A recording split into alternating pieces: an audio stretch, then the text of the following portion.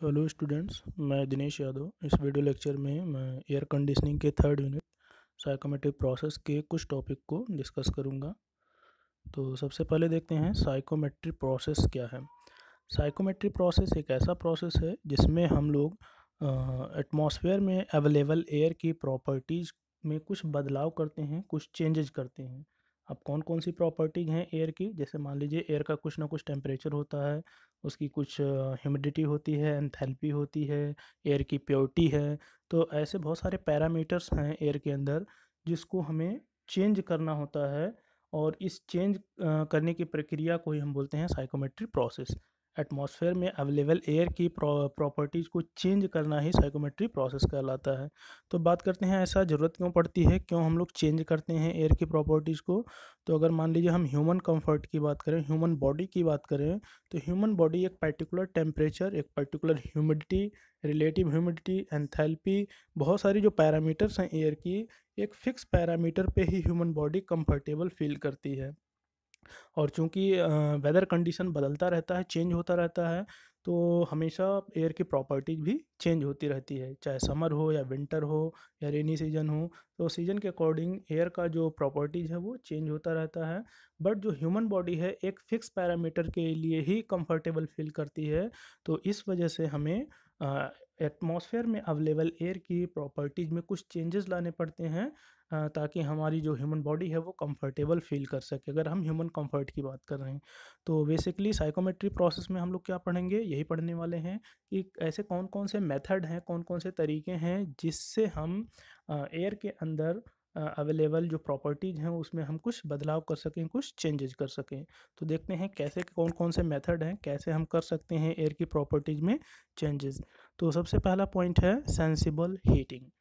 Sensible heating क्या है? It is the process of heating air at constant specific humidity. यहाँ पे जो ओमेगा लिखा हुआ है ये क्या है? कांस्टेंट।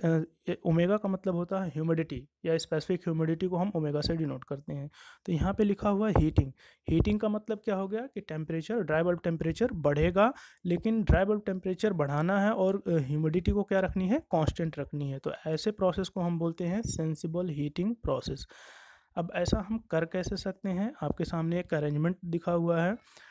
इस पॉइंट से एटमॉस्फेरिक एयर इस डिवाइस में एंटर करेगी, ये हीटिंग कॉइल लगा हुआ है, इसके कांटेक्ट में आएगी, और यहाँ से एटमॉस्फेरिक एयर लीव कर जाएगी, बाहर निकल जाएगी। तो इस अरेंजमेंट से अगर पास होती है तो आपका सेंसिबल हीटिंग हो जाएगा। अब यहाँ पे हीटिंग कॉइल लगा हुआ है, किस लिए लगा हुआ है? आने वाली एयर का टेम्परेचर या ड्राई बल्ब टेम्परेचर बढ़ाने के लिए। तो इस प्रोसेस से अगर गुजर रही है तो ये कहलाएगा सेंसिबल हीटिंग प्रोसेस। यहाँ पे जो वैल्यूज़ लिखी हैं, फॉर एग्जांपल लिखा हुआ है। अब इसको हम लोग देखते हैं कि साइकोमेट्रिक चार्ट पे कैसे हम लोग शो कराएंगे इसे। साइकोमेट्रिक चार्ट पे कैसे शो होगा उसे देखते हैं। सेंसिबल हीटिंग को साइकोमेट्री चार्ट पे इस तरह से शो किया गया है। यहाँ पॉइंट नंबर 1 है और ये पॉइंट नंबर 2 है। जब एयर पॉइंट 1 से 2 की तरफ मूव कर रही है तो देखिए ड्राई बल्ब टेम्परेचर तो बढ़ रहा है, बट जो ह्यूमिडिटी है या स्पेसिफिक ह्यूमिडिटी है वो कांस्टेंट है, वो नहीं बढ़ रही है, केवल ड्राई बल्ब टेम्परेचर ही बढ़ रहा है। तो ऐसे प्रोसेस को क्या बोलते हैं हम? साइकोमेट्री, ऐसे प्रोसेस को बोलते हैं सेंसिबल हीटिंग प्रोसेस, जिसमें टेम्परेचर बढ़ेगा और ह्यूमिडिटी कांस्टेंट रहेगी। यहाँ पे थोड़ा सा एंथैल्पी के बारे में दिखाया गया है स्टेडी फ्लो एनर्जी इक्वेशन की सहायता से, कि जो एंथैल्पी होती है वो क्या होगी? कांस्टेंट होती है। और ये जो डॉटेड लाइन है, ये जो डॉटेड लाइन है, ये क्या दिखाएंगी? Constant enthalpy line. यहाँ पे लिखा हुआ है कि अगर जो साइकोमेट्रिक प्रोसेस है एडियाबैटिक प्रोसेस को फॉलो करता है तो उसकी जो एंथैल्पीज होंगी वो क्या होंगी? कांस्टेंट होगी। लिखा है फॉलोज कांस्टेंट एंथैल्पी लाइंस। तो ये देख सकते हैं। नेक्स्ट पॉइंट है सेंसिबल कूलिंग प्रोसेस। अगला पॉइंट है सेंसिबल कूलिंग। जैसे हमने अभी तक पढ़ा सेंसिबल हीटिंग, वैसे ही सेंसिबल कूलिंग प्रोसेस है। इसमें क्या होगा? टेम्परेचर घटेगा। ड्राई बल्ब टेम्परेचर देखिए इधर जा रहा है 1 से 2 इस डायरेक्शन में है, तो ड्राई बल्ब टेम्परेचर घटेगा। बट ह्यूमिडिटी की बात करें तो ह्यूमिडिटी क्या है? कांस्टेंट है। ह्यूमिडिटी ना बढ़ रही है और ना ही घट रही है। तो ऐसे प्रोसेस को सेंसिबल कूलिंग कहेंगे, जिसमें ड्राई बल्ब टेम्परेचर घट रहा है और ह्यूमिडिटी कांस्टेंट है। इसके लिए अरेंजमेंट देखिए, एयर यहाँ से एंटर कर रहा है, यहाँ पे निकलेगा, और ये जो कॉइल लगी है ये कौन सी है? Cooling coil. ये जो कॉइल लगा हुआ है this is called cooling coil. तो कूलिंग कॉयल का जो टेम्परेचर है, अब यहाँ देखिए एक लाइन लिखी हुई है, काफ़ी इंपॉर्टेंट लाइन है कि जो सेंसिबल कूलिंग का जो कॉयल है या फिर जो सेंसिबल कूलिंग में जो कॉयल है उसका टेम्परेचर ड्यू पॉइंट टेम्परेचर से अधिक होना चाहिए और ड्यू पॉइंट टेम्परेचर से अधिक होना चाहिए और आपका जो ड्राई बल्ब टेम्परेचर है उससे कम होना चाहिए। ठीक है, ऐसा क्यों है? देखिए एग्जांपल में यहाँ पे लिखा हुआ है कि मान लो अगर जो एटमॉस्फेरिक एयर है उसका ड्यू पॉइंट टेम्परेचर है 18 डिग्री सेल्सियस, 18 डिग्री सेल्सियस। तो इस केस में जो कूलिंग कॉयल है उसका टेम्परेचर हमें 18 से अधिक ही रखना पड़ेगा, 20 रखना पड़ेगा या 25 रखना पड़ेगा। ऐसा क्यों होगा? क्योंकि अगर हमने ज़्यादा नहीं रखा, कूलिंग कॉयल का टेम्परेचर ड्यू पॉइंट टेम्परेचर से अधिक नहीं रखा, कम रख दिया, 18 से कम रख दिया, 18 के बराबर रख दिया, तो यहाँ पे कंडेंसेशन प्रोसेस स्टार्ट हो जाएगा। ये जो 30 डिग्री लिखा हुआ है एटमॉस्फेरिक एयर 30 डिग्री सेल्सियस पे आ रही है। अगर कूलिंग कॉयल का तापमान 18 से कम है तो जब ये यहाँ से एग्जिट करके निकलेगा तो यहाँ पे जो एटमॉस्फेरिक एयर निकलेगी उसकी जो कह सकते हैं ह्यूमिडिटी है वो कम हो जाएगी। क्यों? क्योंकि कंडेंसेशन हो जाएगा और कंडेंसेशन का मतलब है कि जो एटमॉस्फेयर में अवेलेबल मॉइस्चर कंटेंट हैं वो कम हो जाएंगे, तो ये डेफिनेशन गलत हो जाएगा। तो यहाँ पे हमें सेंसिबल कूलिंग अगर करानी है या ह्यूमिडिटी कांस्टेंट रखनी है तो कूलिंग कॉयल का टेम्परेचर ड्यू पॉइंट टेम्परेचर से अधिक होना चाहिए और ड्राई बल्ब टेम्परेचर से कम होना चाहिए। तो ये हो गया सेंसिबल कूलिंग प्रोसेस, यहाँ पे लिखा हुआ है, देख सकते हो टेम्परेचर के बारे में रिलेशनशिप। अगला पॉइंट है ह्यूमिडिफिकेशन। नेक्स्ट पॉइंट है ह्यूमिडिफिकेशन प्रोसेस, ब्रैकेट में लिखा है प्योर। प्योर का मतलब हो गया यहाँ पे कि हम जितने भी प्रोसेस हैं साइकोमेट्री प्रोसेस उसको कॉम्बिनेशन में यूज करते हैं। प्योर ह्यूमिडिफिकेशन प्रोसेस पॉसिबल नहीं हो पाता है। फिर भी डेफिनेशन के अकॉर्डिंग हम लोग देख लेते हैं क्या है। It is the process of increasing humidity at constant dry bulb temperature. इसमें क्या होगा, ह्यूमिडिटी बढ़ेगी और ड्राई बल्ब टेम्परेचर कांस्टेंट होगा। देखिए यहाँ पे ये 1 है और ये 2 है, 1 to 2, एयर 1 to 2 जा रही है तो टेम्परेचर क्या होगा, कांस्टेंट रहेगा, ना बढ़ रहा है ना घट रहा है, और ह्यूमिडिटी क्या हो रही है, इंक्रीज हो रही है।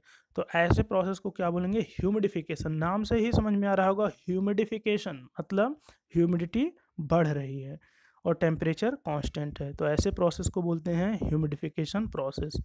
नेक्स्ट पॉइंट है डीह्यूमिडिफिकेशन प्रोसेस, उसी की तरह है डीह्यूमिडिफिकेशन प्रोसेस। मतलब क्या होगी, ह्यूमिडिटी घटेगी, वर्ड से समझ में आ रहा होगा, डीह्यूमिडिफिकेशन प्रोसेस, ह्यूमिडिटी घट रही है और टेम्परेचर क्या है, कांस्टेंट है। तो ऐसे प्रोसेस को बोलेंगे डीह्यूमिडिफिकेशन प्रोसेस, जिसमें ह्यूमिडिटी कम हो रही है और ड्राई बल्ब टेम्परेचर आपका कांस्टेंट है। तो ऐसा प्रोसेस क्या कहलाएगा, dehumidification process. Pure dehumidification process जो है पॉसिबल नहीं होते हैं। ये देखिए, ये आपका एक डायग्राम है जिसमें कंबाइन है जितना हमने पढ़ा अभी, sensible heating, sensible cooling, humidification and dehumidification, चारों को इसमें हमने शो कर दिया है, दिखा दिया है। तो यहाँ पे मान लो ये पॉइंट वो है, ओ से ए जा रहा है, तो यहाँ देखिए सेंसिबल हीटिंग लिखा हुआ है, ओ से बी के बारे में लिखा है डीह्यूमिडिफिकेशन। फिर सेंसिबल कूलिंग कहाँ पे मिलेगा, ओ टू सी, ओ टू सी हमें मिल जाएगा सेंसिबल कूलिंग। डीह्यूमिडिफिकेशन कहाँ मिलेगा, ओ से डी। तो एक कंबाइंड फिगर हमने बना दिया है चारों के लिए, sensible heating, cooling, humidification and dehumidification, चारों के लिए एक ही डायग्राम में हमने यहाँ पे बना रखा है, तो इससे हम समझ सकते हैं। तो अभी तक हमने 4 प्रोसेस पढ़ लिया।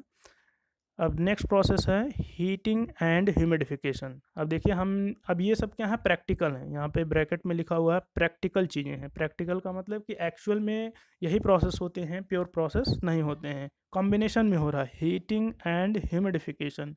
अब वर्ड लिखा है हीटिंग, हीटिंग से क्या बढ़ जाएगा, टेम्परेचर। ह्यूमिडिफिकेशन मतलब क्या बढ़ जाएगा, ह्यूमिडिटी। तो हीटिंग एंड ह्यूमिडिफिकेशन एक ऐसा प्रोसेस होगा जिसमें टेम्परेचर, ड्राई बल्ब टेम्परेचर बढ़ेगा और ह्यूमिडिटी भी बढ़ेगी, दोनों बढ़ रहे हैं, दोनों इंक्रीज हो रहे हैं। तो साइकोमेट्री चार्ट में देखिए, साइकोमेट्री चार्ट को अगर ध्यान से देखेंगे तो आपको समझ में आएगा कि एयर पॉइंट नंबर 1 से पॉइंट नंबर 2 की तरफ जा रही है। तो हीटिंग एंड ह्यूमिडिफिकेशन करना है, टेम्परेचर भी बढ़ाना है और ह्यूमिडिटी भी बढ़ानी है, तो कुछ इस तरह से ही लाइन जाएगी, इस तरह से ही लाइन जाएगी। अब इसमें देखिए, पहले टेम्परेचर कितना था, T1, T2 पॉइंट पे पहुंच गया तो टेम्परेचर हो गया T2, और इधर जाएंगे तो ड्राई बल्ब टेम्परेचर बढ़ रहा है, T1 से T2 हो गया तो ड्राई बल्ब टेम्परेचर बढ़ गया, मतलब हीटिंग हो गया। अब ह्यूमिडिटी की बात करते हैं। पॉइंट नंबर 1 पे ह्यूमिडिटी है ओमेगा 1, और पॉइंट नंबर 2 पे जब चला गया एयर तो ह्यूमिडिटी कितनी हो गई ओमेगा 2, मतलब क्या है ऊपर जा रहा है, बढ़ रहा है, ह्यूमिडिटी इंक्रीज हो रही है। तो ये सारा का सारा प्रोसेस जो साइकोमेट्री चार्ट पे लिखा है 1 to 2 जा रही है एयर, तो ये कौन सा प्रोसेस कहलाएगा? Heating and humidification process. Heating मतलब टेम्परेचर, ड्राई बल्ब टेम्परेचर बढ़ रहा है और ह्यूमिडिटी भी बढ़ रही है। अब यहाँ पे देखें कि हीटिंग और ह्यूमिडिफिकेशन कराने के लिए कौन से डिवाइस का इस्तेमाल करेंगे, कौन से अरेंजमेंट का इस्तेमाल करेंगे, ये पॉसिबल कैसे है। तो यहाँ देखिए एग्जांपल लिखा हुआ है steam spray in air. Steam spray in air, इस अरेंजमेंट से हम हीटिंग एंड ह्यूमिडिफिकेशन प्रोसेस को करा सकते हैं, प्राप्त कर सकते हैं।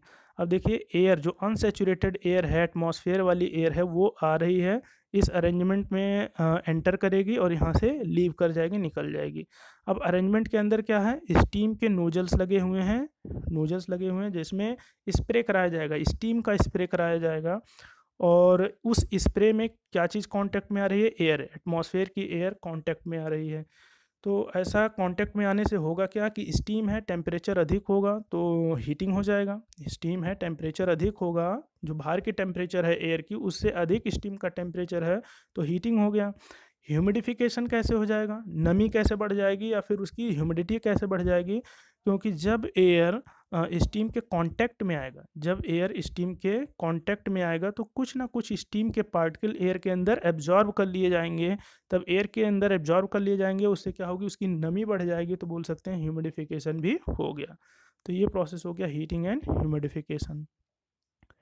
अगला प्रोसेस है 6 पॉइंट, कूलिंग एंड ह्यूमिडिफिकेशन। क्या है? Cooling and humidification.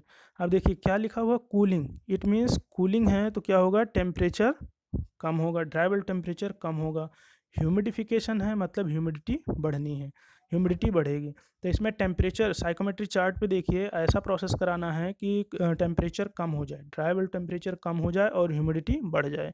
तो देखिए ध्यान से, पॉइंट नंबर 1 से एयर, पॉइंट नंबर 1 से पॉइंट नंबर 2 पे अगर इस तरह से जा रही है, इस तरह से अगर लाइन जा रही है तो देखिए पहले टेम्परेचर कितना था, T1, पहले टेम्परेचर था T1, अब हो गया टेम्परेचर T2। तो इस डायरेक्शन में चले गए, इस डायरेक्शन में जाओगे तो ड्राई बल्ब टेम्परेचर घटेगा, टेम्परेचर घट रहा मतलब कूलिंग हो गया। अब हम ह्यूमिडिटी चेक करते हैं।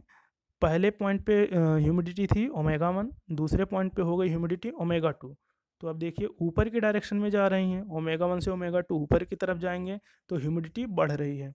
तो इस पूरे अरेंजमेंट में क्या हो गया, कूलिंग एंड ह्यूमिडिफिकेशन, टेम्परेचर घट रहा है और ह्यूमिडिटी बढ़ रही है। टेम्परेचर क्या हो रहा है, घट रहा है, इस डायरेक्शन में जा रहे हैं टेम्परेचर के लिए, ड्राई बल्ब टेम्परेचर के लिए, और इस डायरेक्शन में जा रहे हैं ह्यूमिडिटी के लिए। तो ये कहलाएगा कूलिंग एंड ह्यूमिडिफिकेशन प्रोसेस। अब देखते हैं कि इसके लिए कौन सा मेथड होगा, ऐसा हम कैसे कर सकते हैं कि टेम्परेचर भी कम हो जाए और ह्यूमिडिटी बढ़ जाए। तो इसके लिए देखिए एक अरेंजमेंट लिखा हुआ है, वाटर का टैंक है जिसमें वाटर भरी हुई है। अब ये अनसैचुरेटेड एयर है, इधर से एंट्री कर रही है, इधर से एंट्री करेगी और ये वाटर के सरफेस पे स्ट्राइक करेगी, वाटर के सरफेस पे स्ट्राइक करेगी और ऐसे स्ट्राइक करने के बाद बाहर इस तरह से निकल जाएगी। तो जो एंट्री वाली एयर है उसका नाम है अनसैचुरेटेड एयर, और जो लीव कर रही है, सिस्टम से बाहर जा रही है, वो कौन सी एयर है, saturated air. Unsaturated air enter कर रही है और सैचुरेटेड एयर बाहर जा रही है, और बीच में क्या लगा हुआ, वाटर का टैंक है, वाटर भरा हुआ है, उसके सरफेस पे स्ट्राइक करने के बाद ही बाहर निकल रही है। तो अगर इस अरेंजमेंट से पास करा रहे हैं हम अनसैचुरेटेड एयर को तो वो कहलाएगा कूलिंग एंड ह्यूमिडिफिकेशन। ऐसा करने से होगा क्या, कूलिंग कैसे हो जाएगा, वाटर है उसका टेम्परेचर अनसैचुरेट, ये वाटर का टेम्परेचर सरफेस का, वाटर के सरफेस का टेम्परेचर अनसैचुरेटेड एयर के टेम्परेचर से कम रहेगा। तो जब इसको बेसिकली ऐसे समझ सकते हैं, जैसे मान लीजिए कभी कभी पहाड़ों पे जब बर्फ़ पड़ती है तो उसका असर हमें मैदानी इलाकों में भी देखने को मिलता है कि जो ठंडक है वो मैदानी इलाकों में ही बढ़ जाती है। वो कैसे होती है कि जब भी एटमॉस्फेरिक एयर उन बर्फ़ के ग्लेशियर से स्ट्राइक करके मैदानी इलाकों में आती है तो वहाँ का टेम्परेचर डाउन हो जाता है। मतलब एयर गया, स्ट्राइक किया बर्फ़ की सतह से और वहाँ से हीट एनर्जी को पिकअप किया, मतलब कह सकते हैं कि अपना हीट एनर्जी रिलीज कर दिया और वहाँ पे टेम्परेचर उसका डाउन हो गया एयर का। फिर वो मैदानी इलाकों में आता है तो कूलिंग इफेक्ट हमें देखने को मिलता है। बिल्कुल सेम प्रोसेस यहाँ भी समझ सकते हैं कि जब अनसैचुरेटेड एयर ठंडे वाटर के सरफेस के टेम्परेचर कांटेक्ट में आएगा तो उसका टेम्परेचर डाउन हो जाएगा, टेम्परेचर कम हो जाएगा। तो ये हो गया कूलिंग। अब ह्यूमिडिफिकेशन कैसे होगा? कूलिंग तो हो गया, टेम्परेचर कम था। ह्यूमिडिफिकेशन मतलब नमी कैसे बढ़ेगी? नमी बढ़ने के लिए क्या होगा? ये देखिए फिगर को अगर ध्यान से देखेंगे, इस फिगर को देखिए, यहाँ पे अनसैचुरेटेड एयर है, वाटर के सरफेस के कांटेक्ट में आ रहा है, तो टेम्परेचर तो डाउन हो रहा है, साथ ही साथ सरफेस पे उपलब्ध जो मॉलिक्यूल्स हैं वाटर के, उनको भी अपने साथ कुछ ना कुछ एब्जॉर्ब करके ले जा रहा है। ठीक है, तो ये बन जाएगा सैचुरेटेड एयर। मतलब नमी बढ़ानी है तो एयर के अंदर वाटर के पार्टिकल्स जो है किसी तरह से एब्जॉर्ब कर लिए जाएँ, तो नमी बढ़ गई और उसी को बोलते हैं ह्यूमिडिफिकेशन। तो कूलिंग एंड ह्यूमिडिफिकेशन किस तरह से करा सकते हैं हम? यहाँ पे है आपका एक वाटर का टैंक है, अनसैचुरेटेड एयर इसके अंदर एंटर करेगी, सरफेस का टेम्परेचर कम है तो कूलिंग हो जाएगा, और सरफेस के कुछ ना कुछ मॉलिक्यूल्स अनसैचुरेटेड एयर में एब्जॉर्ब हो जाएंगे तो वो एयर बन जाएगी सैचुरेटेड एयर, और जिससे उसकी नमी बढ़ जाएगी और उसे बोल सकते हैं ह्यूमिडिफिकेशन। तो ये प्रोसेस हो गया कूलिंग एंड ह्यूमिडिफिकेशन प्रोसेस। अगला पॉइंट देखते हैं। नेक्स्ट है कूलिंग एंड डीह्यूमिडिफिकेशन प्रोसेस।